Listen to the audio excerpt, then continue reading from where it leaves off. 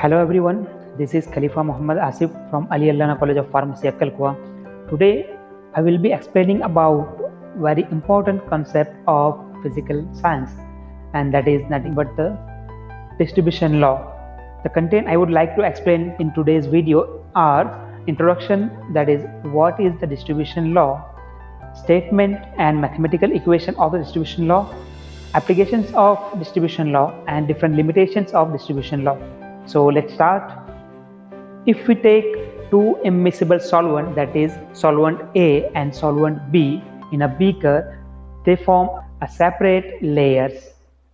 When a solute X, which is soluble in both the solvents, solvent A and solvent B, is added, it gets distributed between them, and a molecule of our solute X will pass from solvent A to solvent B and from solvent B to solvent A. Finally, a dynamic equilibrium is set up, and at equilibrium, the rate at which molecule of X pass from one to another is balanced. All this process is nothing but the distribution or partition of solute in two non-miscible solvent, and it could be better understood by distribution law. Actually, the distribution law was given by a German chemist, W.H. Nernst. In 1891, he studied the distribution of several solutes between different appropriate pairs of solvents, and he gives a generalization that governs the distribution of solutes between two non-miscible solvents.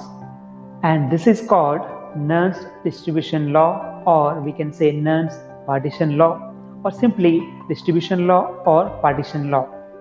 Let's come to the statement of Nernst distribution law.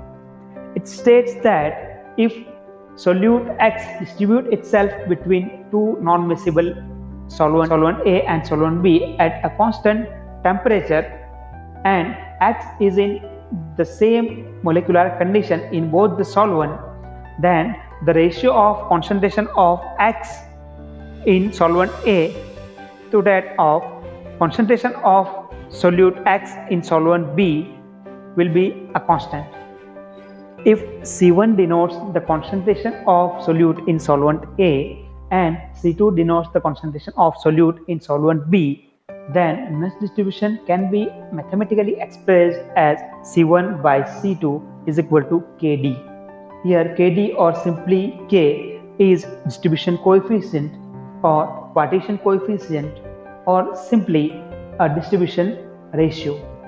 Now let's come to the applications of this partition law, or we can say partition coefficient.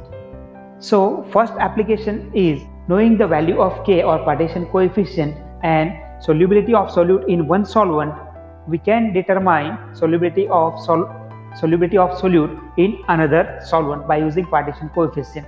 This is first application.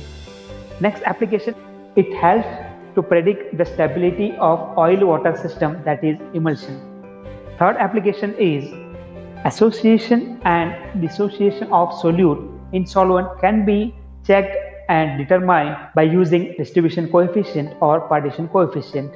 Next application is in pharmaceutical development, determination of types of delivery system for newly developed drugs, which is based on partition coefficient.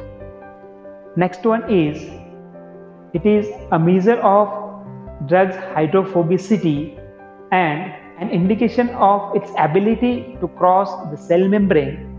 Hence, it can give better understanding of pharmacokinetic processes like absorption, distribution, elimination, etc. Now let's come to the limitations of this partition law, or we can say distribution law. So I will discuss one by one. So first one is constant temperature. Temperature has to be kept constant throughout the determination of partition coefficient, as temperature can affect the solubility. Deviation in result may occur. Second limitation is the molecular state of solute must be same in both non-miscible solvent. Third limitation is equilibrium concentration. In this, concentration of the solutes are noted after the equilibrium has been established. So this is one of the limitation of this partition law. Next limitation is dilute solution. The law does not hold when concentration of solutes are high. And last one is non-miscibility of solvent. Law can be applied when two solvents are non-miscible in each other. So these are the limitations of partition law or distribution law. So that's it for today. Thank you.